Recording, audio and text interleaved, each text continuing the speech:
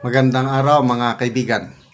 Bigyan natin ngayon ng reaction opinion itong post ng News 5 1 hour ago. Title, Torres mandate to the police. Utos ba o strategy na ipapatupad ni PNP Chief Torres sa kapulisan para magkaroon daw tayo ng ligtas. Sa kanyang turnover ceremony, sabi niya, sa bagong Pilipinas, ang gusto ng pulis, ligtas kayo. Wow, galing. Sana totoo, no? So para ligtas daw tayo, padamihan daw ng aresto. Yun po ang summary ng strategy. Philippine National Police Chief Police General Nicolas Torre III announced his mandate to the police to arrest criminals and testify in front of the prosecutor.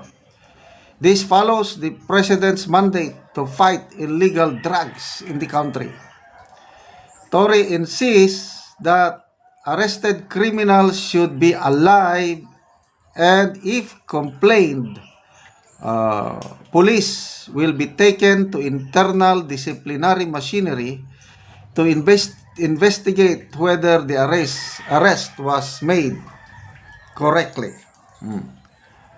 Ito yung actual statement ng PNP Chief. Kasama sa metrics natin ang number of arrest. Padamihan. Paramihan, sabi niya. Sige, paramihan. Make sure that everything that we do are within the ambit of the law. So right now, ang metrics natin is aresto.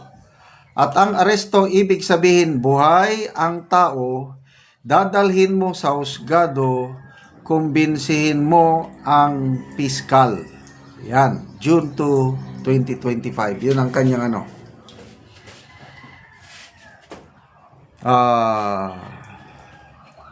Ano sa tingin nyo? Nakakapagbigay ba ito ng sense of peace and security sa mamamayang Pilipino? Remember, ang mission ng police to serve and to protect.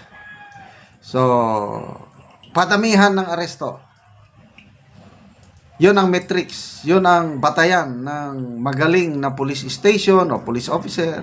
Padamihan ng ano. Okay. Sa akin, maganda naman yun kasi performance-based.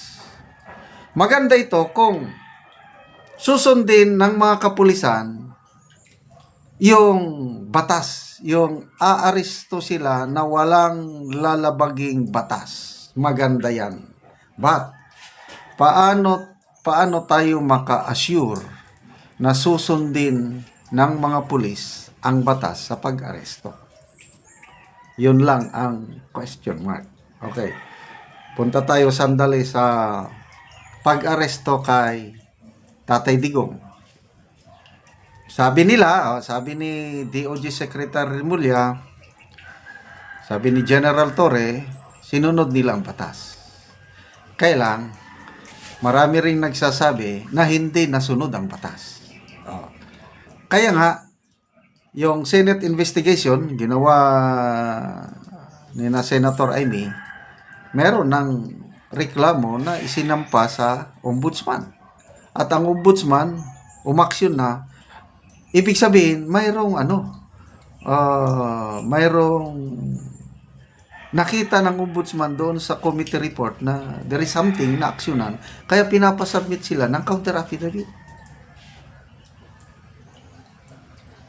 Tapos, mismo ang retired Supreme Court Justice sa Ascuna, ang nagsabi na may nalabag na batas.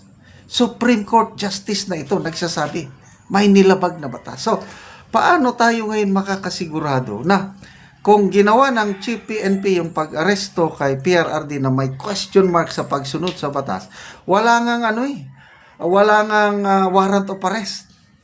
Cellphone lang ang ipinakita na warrant of arrest. Tapos, may pahayag pa ang Chief PNP, previously sabi niya na, pwede, arestuhin mo na walang warrant of arrest sa presinto na lang magpaliwanag, something like that. Paano kung ganun ang gagawin ng mga kapulisan ngayon? Kasi ginawa na ng kanilang PNP chief. Malalagay ba tayo sa kaligtasan? Yun po ang tanong. Although ulitin ko, maganda dahil performance based ang ano. But sa Philippine Army na naranasan na namin ito.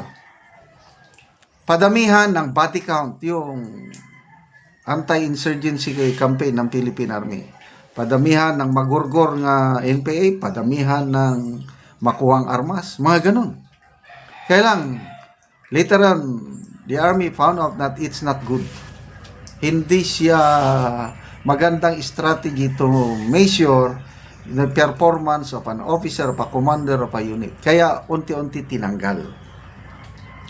May negative effect yung ganun na padamihan ng body count, magurgur na NPA, padamihan ng armas. Nag-develop ang Army ng QRS, Qualitative Rating System, ganun ba yun? At naging professional na po ang Philippine Army since then. So, dito rin sa police, panahon ni PRRD, and previously, yung sinasabi na best competition, padamihan din yan eh. Nire-reklamo yan ni Colonel Busita noon pa. Yung Congressman Busita. Hindi maganda kasi aabutin mo ngayon yung bilang eh. May target. Ano ka? Na-arrest, target. Ganito, target. Hanggang gumagawa na yung pulis ng shortcut o ano dahil may inaabot na mga target. Metrics nga. So yan lang po ang negative aspect dito sa metric system na ito. Okay sana kung maka-assure tayo ng ating kapulisan is 100% professional. Paano hindi professional? Sino ang magsasuffer? Di ba marami nang inimbestigahan ng Kongreso na tanim bala, tanim kung anong itinanim dyan, tanim pulburon. So, anyway, good luck sa ating bagong PNP chief sa kanyang hangarin na sa bagong Pilipinas ang gusto ng pulis, ligtas kayo. Sana ligtas ang mamamayang Pilipino. Kaya salamat mga kaibigan sa inyong pagsubaybay sa ating channel. Nakakatulong kayo ng malaki sa Tribong Talandig dahil ang sweldo natin sa channel na ito is pantulong sa tribo. Sa ngayon, namimigay tayo ng mga libreng yero at pako para ma-repair ang sira-sirang bahay ng pamilyang Talandig or makapagpatayo ng bahay yung walang sariling bahay. Panoorin nyo ang video na ito. Una ni ang yero nga ipanghatag sa mga taong kadtong mga daot na ilang balay. Sumuna ni si Angkol ang natagaan.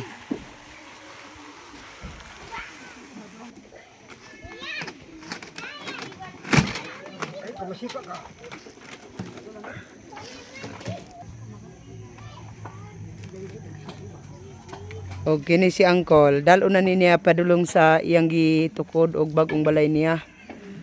Napatukod din siya bagong balay kay daot naman ang iyang unang balay.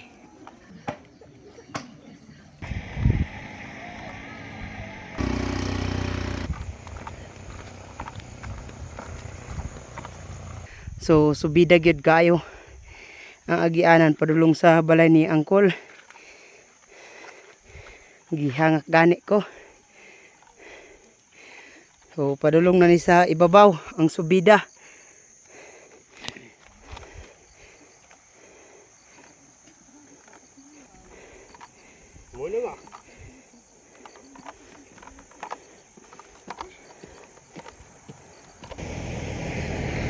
So bisan pa sa kalayo nga pagbaklay ni Angkol, hapit na gid siya maabot. Bahalag layo. Lahutay gid si Angkol. Karon maabot na gid sa ibalayan ni Angkol.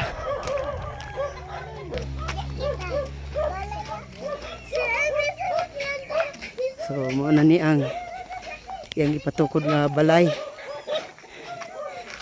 nga bag-o. Salamat sa Ginoo ha natagan may option ang hatag sa Mm. Dili ikigiw ko. Uyno. Oh, ang nagsalamat ang naghatag hinaot magparayon. Oo, sige auntie, salamat. Salamat.